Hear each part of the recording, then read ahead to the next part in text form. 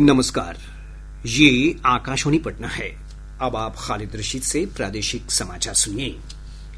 प्रधानमंत्री नरेंद्र मोदी ने कहा है कि कोरोना जैसी प्राकृतिक आपदाओं के बावजूद भारत विकास के पायदान चढ़ते हुए 11वें नंबर की अर्थव्यवस्था से चौथे नंबर की अर्थव्यवस्था बन गया है।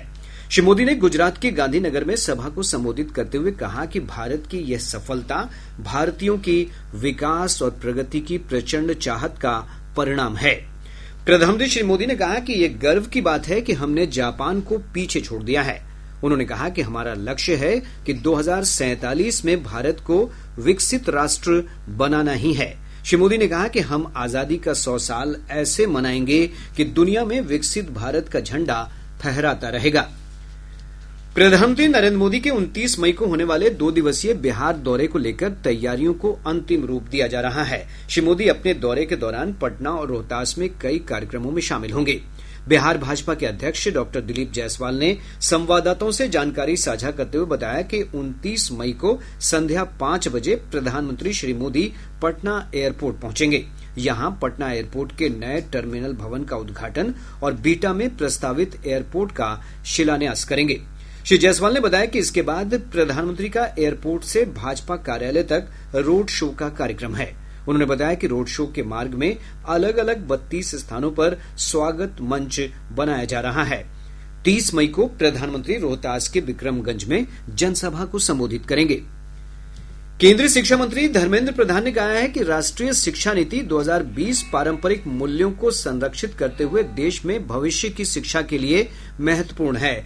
नई दिल्ली में शिक्षा सम्मेलन को संबोधित करते हुए श्री प्रधान ने जोर देकर कहा कि राष्ट्रीय शिक्षा नीति एक दूरदर्शी ढांचे के रूप में उभरी है जो भारत में सीखने के भविष्य को आकार दे रही है।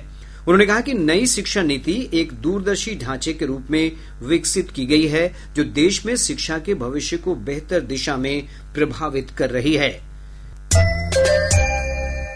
प्रादेशिक समाचार आप आकाशवाणी पटना से सुन रहे हैं। राज्य भर के सरकारी स्कूलों में अभिभावक शिक्षक संगोष्ठी 31 मई को आयोजित की जाएगी। शिक्षा विभाग ने इस संगोष्ठी की थीम रखी है, पढ़ेंगे, बढ़ेंगे और सीखेंगे हम। विभाग से मिली जानकारी के अनुसार इस संगोष्ठी का उद्देश्य है विद्यालय से मिलने वाले सहयोग के बारे में अभिभावकों को बताना और गर्मी की छुट्टी के दौरान विद्यार्थियों के सतत सीखने के लिए अभिभावकों को जागरूक बनाना। प्रदेश के अधिकतर भागों में प्री मानसून बारिश का सिलसिला जारी है। मौसम विभाग की रिपोर्ट के अनुसार पिछले 24 घंटों में कटिहार, किशनगंज, पूर्णिया, जमुई, नालंदा, गया समेत राज्य के दक्षिण पूर्व और दक्षिण मध्य भागों में कई स्थानों पर तेज बारिश दर्ज की गई है। सबसे अधिक 105 मिलीमीटर बारिश कटिहार में रिकॉर्ड की गई। विभाग ने अपने पूर्वानुमान में कहा है कि अगले 24 घंटों के दौरान भागलपुर, बांका, कटिहार और नवादा समेत राज्य के दक्षिण मध्य और पूर्वी भागों में कई स्थानों पर भारी बारिश की संभावना है।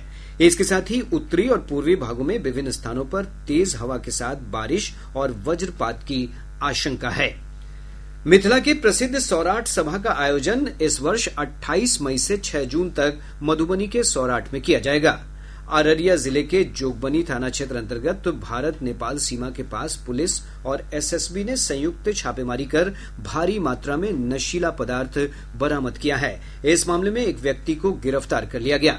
रोहतास जिले के चेनारी विधानसभा क्षेत्र में महिलाओं ने मेहंदी लगाकर ऑपरेशन सिंदूर की सफलता का जश्न मनाया। औरंगाबाद जिले में भारतीय रेल और एनटीपीसी लिमिटेड के संयुक्त उपक्रम भारतीय रेल बिजली कंपनी ने ग्रामीण बालिकाओं के जीवन स्तर में सुधार के लिए सशक्तिकरण अभियान की शुरुआत की है। इस कार्यक्रम का उद्घाटन एनटीपीसी के क्षेत्रीय कार्यकारी निदेशक सुदीप नाग ने किया। इसके साथ ही आकाशवाणी पटना से प्रसारित प्रादेशिक समाचार का ये अंक समाप्त हुआ।